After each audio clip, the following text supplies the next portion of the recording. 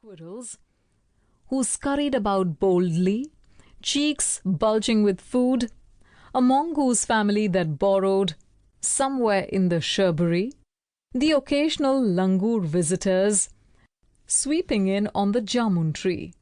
My horizons expanded as I grew older, and I explored the small ponds, wetlands, and woods in the neighborhood, with the occasional trip to the nearby Gir National Park. My affinity with animals was indulged, encouraged, even especially by my mother, but it was considered separate from the conventional life I was expected to charter. Score well in school, get a degree, hold a job, marry and settle down, as good Indian girls do. I went with the flow, post-graduating in management in the early 1990s. It was an exciting time to be embarking on a managerial career. India had shed its socialist leanings, opened its markets, accelerating the economy, drawing in new investments and diverse industries. My career got a head start at a top management institute in Ahmedabad, but my heart was elsewhere. I was increasingly disturbed by the rapid transformation of my immediate environment. High-rise apartments and shopping complexes came up where the peafowl nested, the neighborhood woods, and the city's lungs were shaved to make way for an electric power station, and the limpid pools we dunged in to escape the summer heat had reduced to smelly drains, frothing with toxic fumes. We daren't dip a toe in.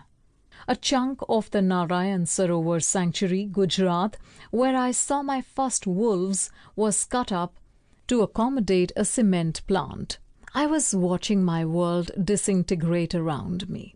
It was a microcosm of the rapid transformation of the country's landscape.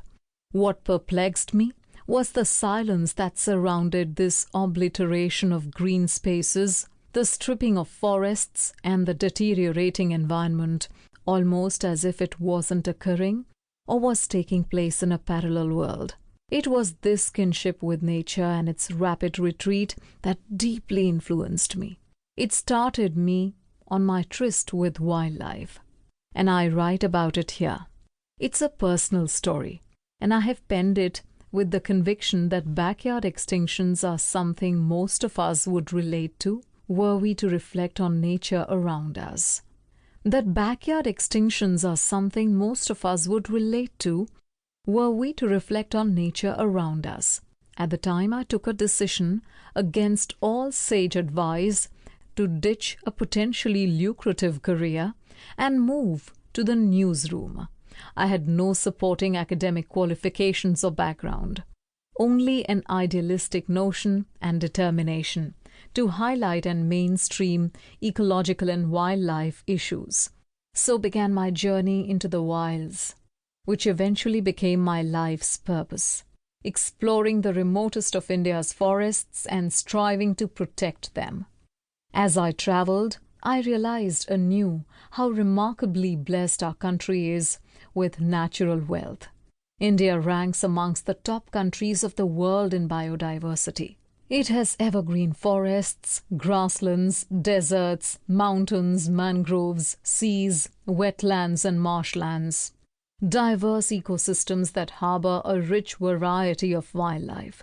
I met with rare wild animals and people who observed, studied, and protected them. I encountered India's only ape, the hoolock gibbon, in the evergreen jungles of the northeast.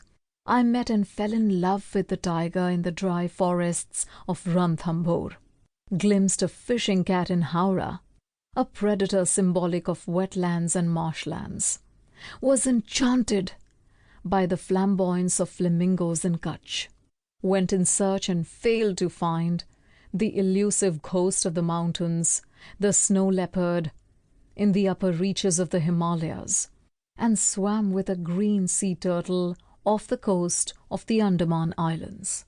This is the most exciting, rewarding part of conservation work. Being in the field and meeting with wildlife makes all the battles and the struggles worthwhile.